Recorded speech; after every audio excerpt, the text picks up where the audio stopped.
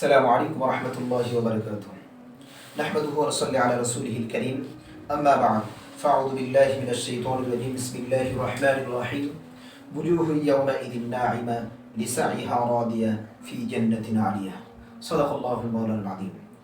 সুপ্রিয় দর্শক শ্রোতা, আজকে আমি আপনাদের সম্মুখে জান্নাতের ভিতরে নিয়ামতপ্রাপ্ত বান্দাদের মুখ হাস্যোজ্জ্বল হবে সে বিষয় সম্পর্কে আলোচনা করতে চাচ্ছি এবং জান্নাতের ভিতরে একজন বান্দার জান্নাতের যেই জায়গাটা পাবে সেই জায়গা প্রশস্ততা কেমন হবে, এই দুনিয়ার কতটুকু তুলনা হবে সে বিষয়ে আলোচনা করতে চাচ্ছি।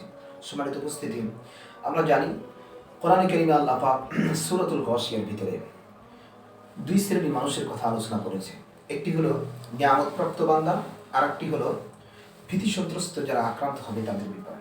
আল্লাহ পাক বলছেন জান্নাতের ভিতরে আল্লাহ পাক যে মানুষগুলোকে দিবে তারা হবে নিয়ামতপ্রাপ্ত বান্দা। সেই নিয়ামতপ্রাপ্ত বান্দাদের চেহারা কেমন হবে? আল্লাহ পাক বলেন বুজুহু ইয়াওমাইযিন নাঈমা, তাদের চেহারাটা হাস্যোজ্জ্বল। কিসের জন্য হবে?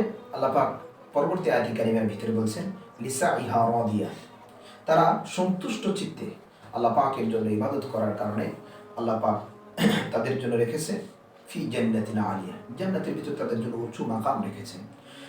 সেই ব্যক্তিদের চেহারাটি হাস্যোজ্জ্বল এবং সেখানে তারা পরিতৃপ্ত হবে এবং সেখানে তারা আনন্দ চিত্তে আল্লাহ পাকের নিয়ামত ভোগ করবে। এ ব্যাপারে আল্লাহ পাক কোরআনে কারিমের ভিতরে অসংখ্য জায়গায় বর্ণনা করেছেন। তো এই আয়াতি কারিমের পূর্বে সূরাতুল গাশিয়ার ভিতরে আল্লাহ পাক পাপিষ্ঠ বান্দাদের চেহারা এবং তাদের জাহান্নামের ভিতরে কেমন কঠিন শাস্তি হবে সেই বিষয়ে আলোচনা করেছেন। তারপরেই আল্লাহ পাক এই নিয়ামতপ্রাপ্ত বান্দাদের কথা বলেছেন। সম্মানিত উপস্থিতি, জান্নাতের ভিতরে আল্লাহ পাক উঁচু মাকাম দেবে, সেই জায়গা প্রশস্ত জায়গা। এই কথাগুলো আজকের মানুষের বিশ্বাস হয় না। এই কথাগুলো আজকে বিজ্ঞান আবিষ্কার হওয়ার পর বিজ্ঞানীরা এদের মাধ্যমে মানুষ কথাগুলো বিশ্বাস করছে। কারণ পৃথিবীর বুকে আমরা গবেষণা করে বিজ্ঞানীরা দেখতে পায় পৃথিবীর বুকে সবচেয়ে দূরের যে নক্ষত্র তার নাম হলো কুয়াশার। আলোর গতি প্রতি সেকেন্ডে 1,86,000 মাইল বেগে চলতে সক্ষম, প্রায় 3 লক্ষ কিলোমিটার।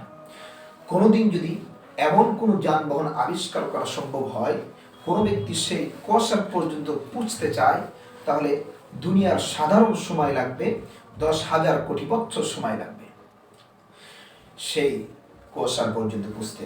তাহলে একটু খেয়াল করে দেখি সেই কুয়াশাটা কত দূর। সে ব্যাপারে আল্লাহ পাক বলছেন ইন্না যায়্যানাস সামাআদ দুনিয়া বিজিনাতিল কাওয়াকিব। আল্লাহ পাক বলছেন তোমরা প্রথম আসমানের নিচে যতগুলো গ্রহ নক্ষত্র মিল্কীয় গ্যালাক্সি দেখতে পাচ্ছ, সবগুলো আমি আবিষ্কার করেছি, আমি তৈরি করেছি প্রথম আসমানের নিচে।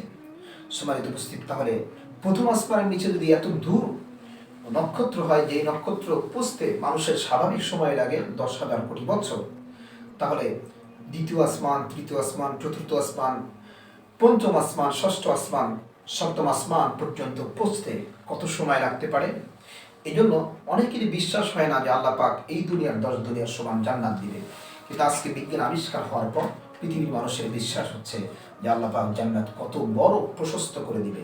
সম্মানিত উপস্থিতি, এই জন্য সম্মানিত দর্শক শ্রোতা, এই জন্য আমাদের সকলকে আন্তরিকতার সাথে আল্লাহ পাকের সেই জান্নাতের প্রতি বিশ্বাস আস্থা রেখে আমরা সন্তুষ্ট চিত্তে যদি আল্লাহ পাকে গোলামি করতে পারি, তাহলে আমাদের জন্য রেখেছেন জান্নাত। এই জন্য আল্লাহ পাক বলছেন ফি জান্নাতিন আলিয়া, সেই জায়গাটি হবে প্রশস্ত এবং অনেক বড় উঁচু মাকাম, উঁচু জান্নাত হবে। সেই উচ্চ অট্টালিকায় বান্দা বসবাস করবে, সেখানে শান্তিময় জীবন কাটাবে, সেখানে কোনো বাজে কথা শুনবে না, সেখানে তারা আনন্দ চিত্তে জীবন কাটাবে। যখন যা ইচ্ছা বান্দা সফলতার সাথে আল্লাহ পাকের নিয়ামত ভোগ করবে। সেজন্য আমরা সকলে স্বতঃস্ফূর্তভাবে আল্লাহ পাকের ইবাদতের ভিতরে মশগুল হই। যদি মশগুল হতে পারি, আল্লাহ পাকের গোলামি যদি সন্তুষ্ট চিত্তে করতে পারি, তাহলে আমাদের জন্য আল্লাহ পাক জান্নাত রেখেছেন। সেই জান্নাতের দিকে আমরা সকলে আসি। আল্লাহ পাক আমাদের সকলকে আমল করার তৌফিক দান করুন। আখিরু দাওয়ানা আলহামদুলিল্লাহি রাব্বিল আলামিন। আসসালামু আলাইকুম ওয়া রাহমাতুল্লাহি ওয়া বারাকাতুহু।